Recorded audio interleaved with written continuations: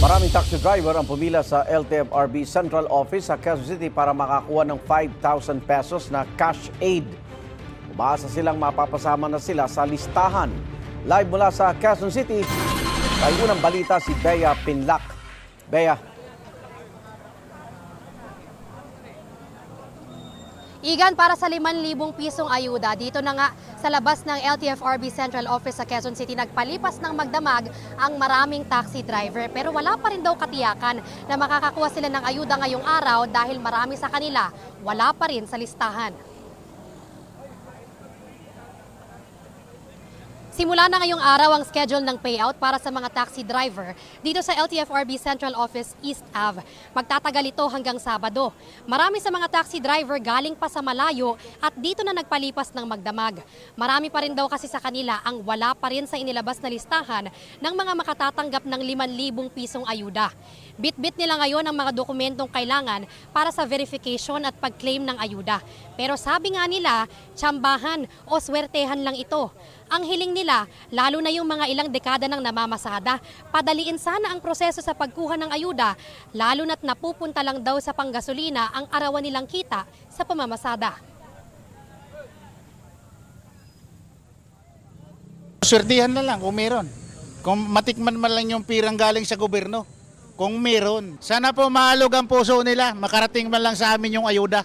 Ang 5,000 ibibigay nila, ay baka pag pinultank yung tangke ng taxi namin, baka 1,000 na lang matira dyan sa mahal ng gasolina. Tapos, ang proseso, napakahirap pa. Minsan nawawala ng pag-asa kasi sayang yung oras sa araw na pipila ka.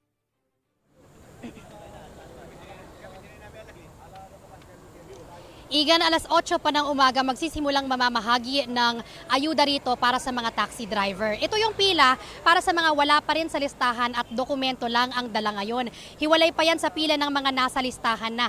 Nagkakagulo lang yung ilan ngayon kasi hindi alam ng ibang taxi driver kung saan sila dapat talaga pipila.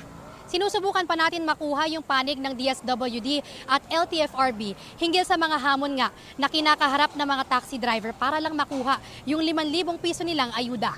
Yan ang unang balita mula rito sa Quezon City. Bea Pinlac, GMA News.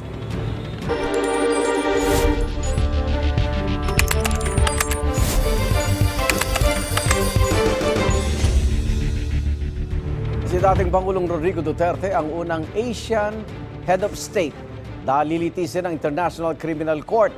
Ito yung matapos kumpirmahin ng ICC Pre-Trial Chamber 1 ang lahat ng counts ng crimes against humanity laban sa dating Pangulo kaugnay sa kanyang extrajudicial killings sa Pilipinas. May unang balita si Jamie Santos. The judges of Pre-Trial Chamber 1 of the International Criminal Court unanimously confirmed all the charges against Rodrigo Roa Duterte and committed him to trial before a trial chamber. 2 buwan matapos ang confirmation of charges hearing ni dating Pangulong Rodrigo Duterte dahil sa crimes against humanity for murder and attempted murder, kinumpirma ng International Criminal Court o ICC Pre-Trial Chamber 1 ang lahat ng charges laban sa kanya. Ibig sabihin, sasalang sa trial proper ng ICC ang dating Pangulo. There are substantial grounds to believe that Mr. Duterte is responsible for the crimes against humanity of murder and attempted murder. These crimes were allegedly committed as part of a widespread and systematic attack against the civilian population on the territory of the Republic of the Philippines between the 1st of November 2011 and the 16th of March 2019 in the context of the war on drugs campaign. 3 counts ng crimes against humanity for murder and attempted murder ang kinakaharap ni Duterte. Sakop nito ang ilang pagpatay sa mga umano'y drug pusher at magnanakaw noong siya pa ang mayor ng Davao City. At mga pagpatay mula 2016 hanggang 2018 sa kasagsagan ng kampanya kontra droga noong si Duterte na ang Pangulo ng bansa.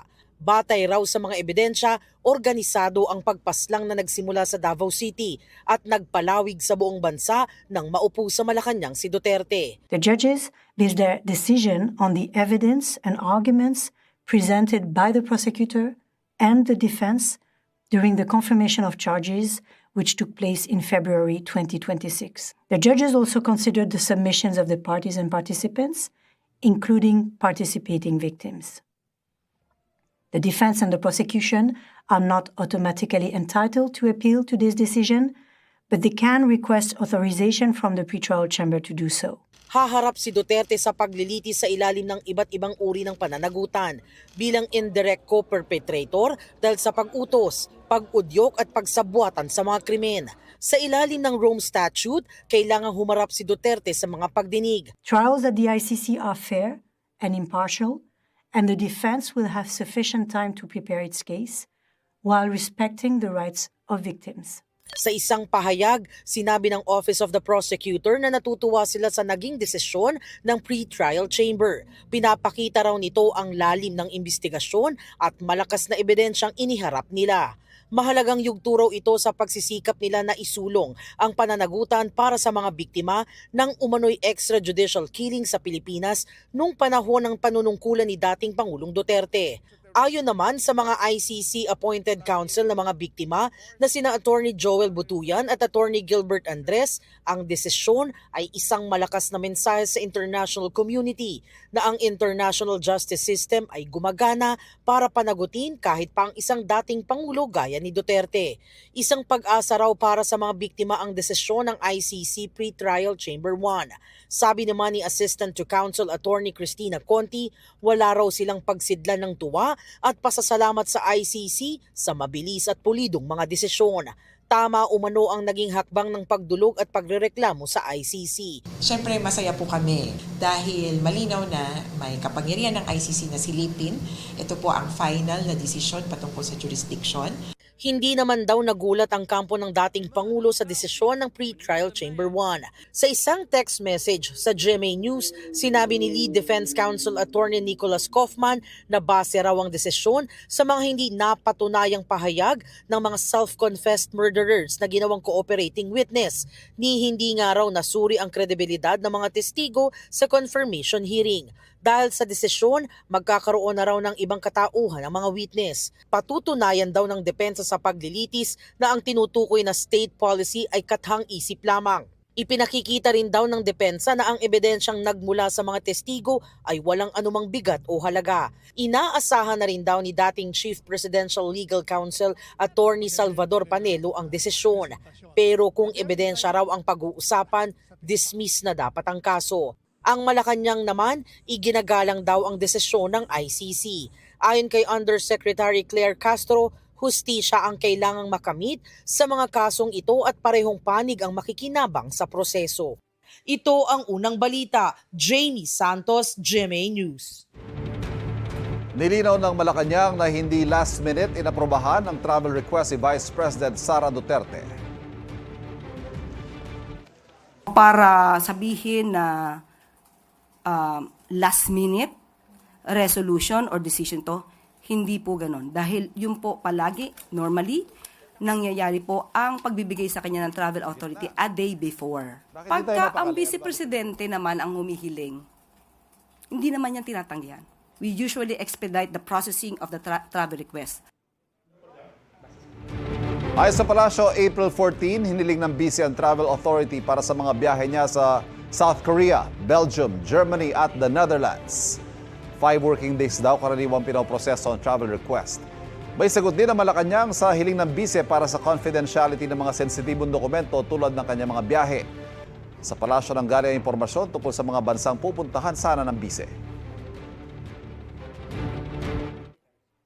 May mga bagay na dapat nalalaman ng publiko dahil siya isang public servant.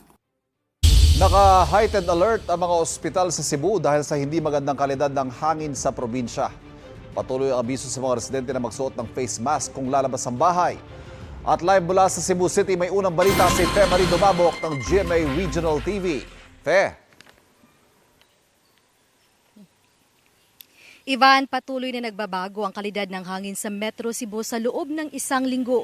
Kaya't abiso ng Health Department sa publiko, lalo na ang mga may comorbidities na magsuot ng face mask. Simula noong linggo hanggang kahapon, naglalaro sa 199 hanggang 98 ang air quality index sa Metro Cebu. Ibig sabihin, nasa unhealthy level pa rin ang hangin. Paliwanag ng EMB7, ang mataas na AQI ay dulot ng local air pollutants, katulad ng emission mula sa mga sasakyan, usok sa mga sunog, at pinalala ng nararanasang mainit na panahon. Ang mataas na AQI ayon sa EMB7 ay delikado sa mga may iniindang sakit, kaya't panawagan nila na iwasan munang lumabas ng bahay. If init kayo ang panahon, ang pollutants nga nasa hangin, mas gaan. No? And mag-steady ra gyud na siya sa hangin. Wala na siya posibilidad nga mo munaog. Inabisuhan na rin ng mga LGU sa Metro Cebu ang kanilang mga residente na ugaliing magsuot ng face mask kung lalabas ng bahay. Ayon sa isang doktor na pwedeng mag-trigger ang maruming hangin sa may mga underlying illness. In terms of air quality, more so siguro with respiratory conditions. But if like for example, a patient na siya daan respiratory condition like COPD, asthma, so if matrigger ang ilahang underlying problem like the COPD, pwede siya makatrigger sa heart attack. Sa Talisay City, namigay na rin ng face mask ang LGU. Binigyan din ng traffic enforcers na buong araw nakababad sa araw. Ilan sa mga kawani ng Talisay City Hall nakasuot din ng face mask kahit nasa loob ng mga opisina. Sa Talisay City Hall compound, makikita ang real-time continuous ambient air quality monitoring system para sa Metro Cebu. Bunsod pa rin sa unhealthy air quality, ipinag-utos ng Cebu Provincial LGU na isailalim sa heightened alert ang mga ospital sa probinsya. Dahil dito, 24 oras ang monitoring ng LGU sa 16 na capital-run hospitals. Ayon kay Dr. Elise Nicole Catalan, health consultant ng Cebu Provincial Capital, wala pang naitatala na isinugod dahil sa marubing hangin. And what does heightened alert mean? So, gikuan lang nato if naay mga patients sa moadto for respiratory symptoms kanang kuan jud siya consideration sa kaning haze kaning mga particles nato in the air. So nagbantay ta and so far wala man say report sa ato ang mga provincial district hospitals na mga patients with kanang severe respiratory illnesses.